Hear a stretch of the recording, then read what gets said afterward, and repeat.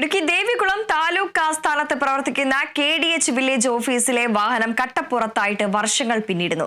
7 വർഷത്തോളമായി വില്ലേജ് ഓഫീസിന് വാഹനമില്ലാത്ത അവസ്ഥയെന്ന് പ്രദേശവാസികൾ പറയുന്നു. ഉൾമേഖലകളിലെ എസ്റ്റേറ്റുകളിലേക്കും മറ്റ് അവശ്യഘട്ടങ്ങളിലും യാത്ര ചെയ്യാൻ വാഹനമില്ലാതെ റവന്യൂ ഉദ്യോഗസ്ഥർ ബുദ്ധിമുട്ടുകയാണ്. ഭൂപരിധി കൊണ്ട് ഏറെ വിസ്തൃതിയേറിയതാണ് KDH വില്ലേജ് ഓഫീസ്. ഉൾമേഖലകളിലെ എസ്റ്റേറ്റുകളടക്കം KDH വില്ലേജിന്റെ പരിധിയിൽ വരുന്നു. ദേവികുളം താലൂക്ക് ആസ്ഥാനത്ത് പ്രവർത്തിക്കുന്ന KDH വില്ലേജ് ഓഫീസിന് വാഹനമില്ലാതായിട്ട് വർഷങ്ങൾ പിന്നിടുകയാണ്. ഉണ്ടായിരുന്ന ഒരു വാഹനം കാലപ്പഴക്കത്താൽ കട്ടപ്പുറത്തായി. വില്ലേജ് ഓഫീസിന് സമീപം തന്നെ തുരുമ്പെടുത്ത് കിടപ്പുണ്ട്. 7 വർഷത്തോളമായി വില്ലേജ് ഓഫീസിന് വാഹനമില്ലാത്ത അവസ്ഥയെന്ന് പ്രദേശവാസികൾ പറയുന്നു. 7 വർഷമായി കട്ടപ്പുറത്തിലായി വണ്ടികൾ. ഇതുവരെയ്ക്ക് സർക്കാർ പലമുറ ഞങ്ങൾ പൊതുപ്രവർത്തനം കൂടി പലമുറ ഞങ്ങൾ റിപ്പോർട്ട് കൊടുത്തും ചാനൽ വഴിയും കൊടുത്തും ഇതുവരെയ്ക്ക് ഈ വില്ലേജിക്ക് ഒരു വാഹനം കൂടെ കൊടുക്കുന്നില്ല.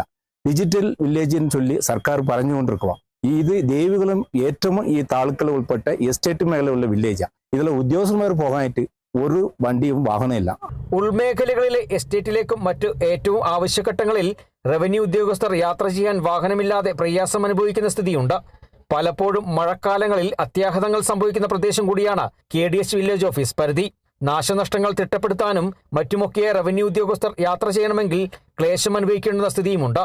ഈ സാഹചര്യങ്ങൾ പരിഗണിച്ച് വില്ലേജ് ഓഫീസിന് പുതിയ വാഹനം അനുവദിച്ചു നൽകണമെന്നാണ് ഉയരുന്ന ആവശ്യം.